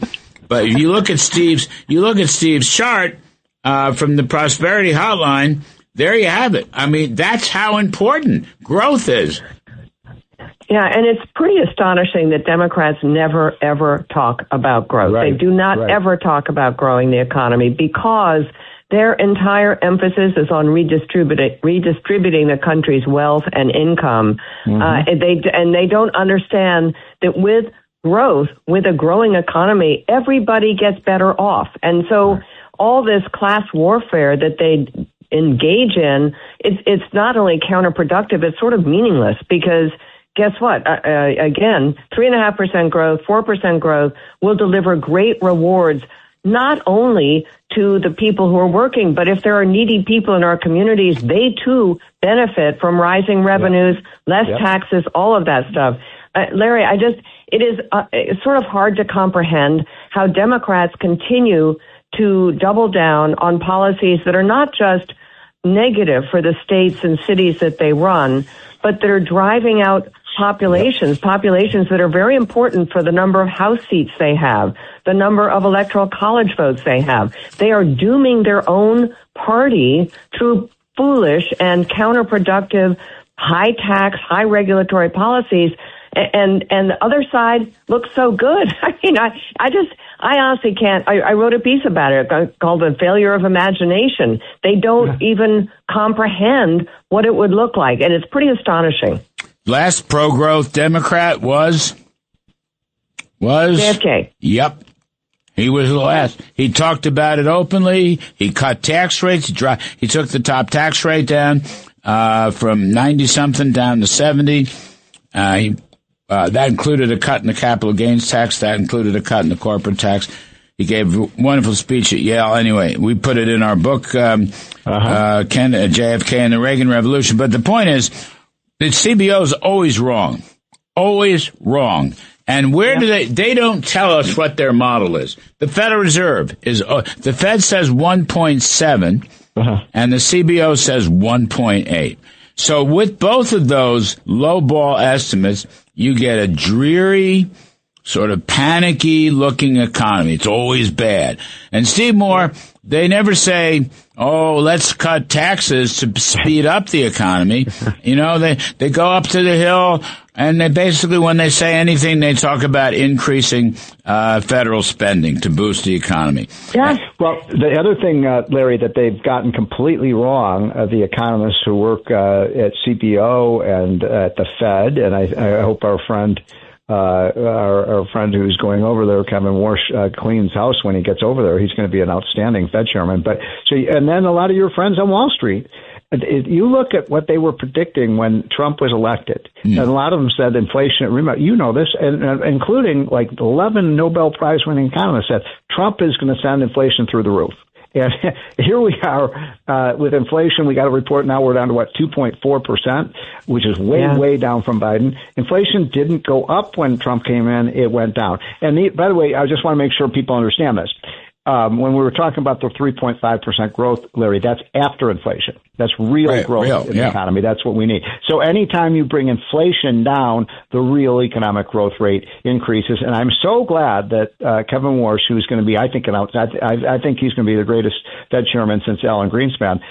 He understands that growth is the solution. It doesn't cause inflation. Growth reduces inflation, but half the economists over there at the Fed and the CBO think the opposite. So James Freeman at the dinner the other night, Freeman, who's really, in my opinion, he's your favorite Wall Street Journal writer, right? That's right. He's the only one I can really read. So he, what's the inflation rate going to be in the next year? He said less than 1%. I love that. I happen to agree. Less than 1%. And that's pretty good with a 15% growth rate. Yeah. Well, productivity, again, is such a big part of that. When you're talking about you don't understand the CBO models and stuff, we all kind of have a pretty good sense of what the population growth is. It's not big. So it all comes down to productivity. And it is strange to me that when we have a boom in corporate investment, and as you guys have pointed out, huge AI revolution taking place, doesn't anyone at the Fed or anyone at the CBO say, maybe there's something changing here? We already see productivity going up. It's only going to get better. That's what happens when you have a huge technological revolution. Why aren't they including that? Why aren't they looking at that? This is an interesting point. Steve Myron did a paper on this, the Fed governor, former CA chair, smart guy. None of these big models have a channel for deregulation. None of them. They have no idea how to account for deregulation. So, President Trump and Lee Zeldin just took out over $1 trillion of regulatory costs by ending the endangerment finding from the Clean Air Act, which was never in there in the first place. Right. Okay, so that's $1 trillion. But no model I don't care. Fed, CBO, Wall Street. Nobody has a model to capture the growth impact or the anti-inflation impact of deregulation. That's a problem. I had lunch with a friend of yours from when you worked in the White House with Donald Trump, Casey Mulligan, who's one of the top economists, and he's now the deregulations are over there in the second term, and he's identified it for Trump. I mean, you mentioned $1 trillion of savings from endangerment. He's identified another $1 trillion you could easily save, and he's delivering these to Trump, and I think Trump will go along with it. When I talk to small businessmen and women, Liz, you may experience the same thing. They say, taxes is killing us, but regulations are even worse. Yeah. Well, the point is, I don't know. I mean, I don't know, but someone has to come up with an econometric model that captures deregulation. Mm-hmm. All right. We have Laffer curve related models. Most people don't use them, but they're out there with tax cuts, lower tax rates, but no one has on the regulatory channel. And that is very, very important. Trump has said it to me many times, he thinks deregulation is more powerful than tax cuts, okay? I don't know. He might be right, but no one has a model. And none of these guys, look, you have a program of low tax rates, deregulation, and increasing energy. All right. And does the CBO mention that? Here's how we're changing our models? No. Does the Federal Reserve mention that? Here's how we're changing our models on growth and inflation? No. I mean, this is a big failing. These guys don't know what they're doing, but all these medias and politicians hang on every word. For what? Yeah. It is kind of astonishing how wrong most of the international and our domestic bodies have been that are supposed to be estimating growth and all those things. The Federal Reserve has notably been wrong for 40 or 50 years. CBO, same thing. So why is it they don't ever take a step back and say, what are we doing wrong? I think, Larry, you have really nailed it. It is this idea that they can't quantify what deregulation leads to. Now, some regulations are coming from cities and states, and I don't know how the federal government can look at what's going on in California rebuilding after the fires. It isn't, Donald Trump wants to take that over because it's not going anywhere, but it is because the state is so unbelievably bound up in hideous regulations and permitting problems. And, I don't know if the federal government can step in as Trump wants to and just say, we're going to fix this. We're going to make it happen. But that's where some of the change has to come from. And good luck, because the Democrats, they equate regulations with power and control, and they don't want to give it up. Well, I don't know. All I know is these models have to be changed. So Steve's right. Kevin Warsh will try to change the Fed models. By the way, as an aside, I hope Steve Myron stays on the board. Now, he may lose his seat and they may have to reappoint him. I don't know. It's a little bit muddy, but he's a real smart guy. He's a really first-rate, and I say this lovingly, first-rate PhD egghead. And Kevin needs that. He's going to need, it's like a pulling guard, protecting the quarterback in the pocket. He's going to need that because the board staff's going to go after him. They're going to go after him. I mean, Kevin Warsh, could endanger their livelihoods. They've been pushing this crap for so many years. Here comes a new guy in town. And he knows, by the way, I've talked to him about this. He knows who's good and who's not good. I got to take a break. The other side of the break, I want to talk about the sad tale of Gail Slater, who just lost her job as the Assistant Attorney General for Antitrust. And she is a former deputy of mine for the National Economic Council. And this is a big win for free market people. I hate to say it. Anyway, Liz Peek is here. Steve Moore is here. I'm Kudlow. We'll be right back. The Larry Kudlow Show on the Red Apple Podcast Network. The Larry Kudlow Show. Entertaining and informative on the Red Apple Podcast Network. And we're talking money and politics with Liz Peek, Fox News contributor, and Steve Moore, WABC radio host of More Money, which is coming up right after this show on most of these same radio stations. So, Gail Slater, it's a sad tale in a way. She was the Assistant Attorney General for Antitrust. A little bit, and she just lost her job. She got knocked out. A little background. She was a deputy of mine at the National Economic Council in the first term, and a damn good one. And she was a free market person. And when we had the beginning battles over 5G and spectrum sales, she pushed me and helped guide me. Let's go free market. Let's have auctions. And if the telephone companies buy this stuff, that's their business. And they wouldn't buy it if they didn't believe that it would be profitable to convert it to 5G. She was a free market advocate and was very helpful. But then over time, she moves into the J.D. Vance orbit, which is, populist, whatever that means. But it means breaking up tech companies, not allowing mergers and acquisitions, even though there could be consumer welfare, that big was bad, and even though they were American tech companies, all this stuff. And it finally caught up with her. And first they knocked out her deputy, and then she got knocked out this week. And I look, this is a win for free markets because consumer welfare should be the deciding factor. Prices in the marketplace, not just big is always bad or mergers are always bad. And Pam Bondi knocked her out and Todd Blanche knocked her out. Okay, Kevin Hassett knocked her out, the current NEC director. Steve Moore, I don't understand this. It's sort of a sad tale. She's a very nice woman, honestly, a very smart woman who completely changed her stripes in the wrong direction and now paid for it. She's out of a job. Well, Larry, I'm just surprised and happy that you know what 5G is.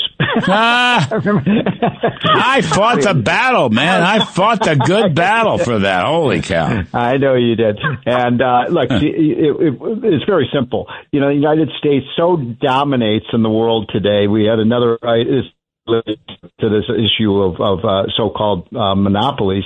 I mean, the value of companies is now $70 trillion. The value of American corporations is almost as great as the corporations and the rest of the world combined. So we've been dominant in so many areas of the economy, especially dominating the internet age with incredible companies like Google and Apple and Amazon and on, and NVIDIA.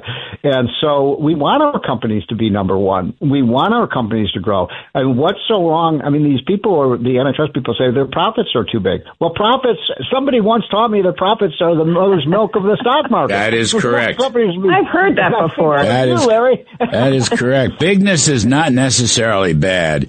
I don't, Liz, I want to say Gail Slater is a very smart lady.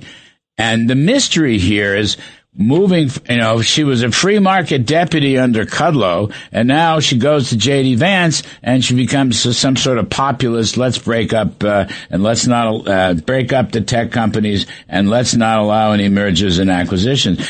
And that raises questions about the J.D. Vance wing, too. That's the troublesome part of this. Now, Kevin Hassett wouldn't stand for it. Good for him.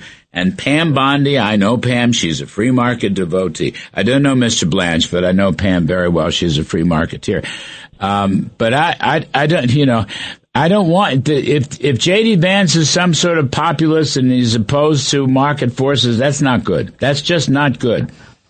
Well, I think that's going to come out. I mean, as he runs for the next run at president in 2028, I think he's going to be challenged on those issues, Larry, also on his ideas about foreign intervention or lack thereof.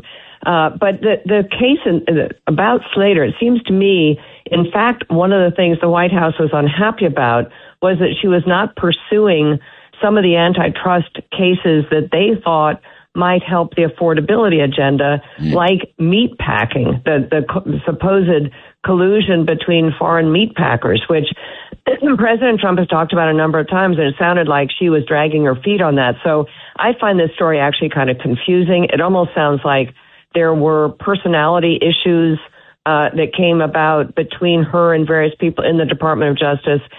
Maybe that has more to do with it than J.D. Vance's view of big tech. But by the way, I think that's a very serious problem that he has. Yeah. All right. Well, we'll leave it be. And look, if she hears this, I mean, I wish Gail Slater the best of luck.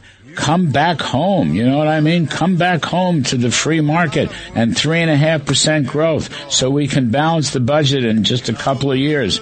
Steve Moore coming up on WABC Radio right after this show on most of these same stations. And many thanks to Liz Peek. I'm Kudlow. We'll see you next week.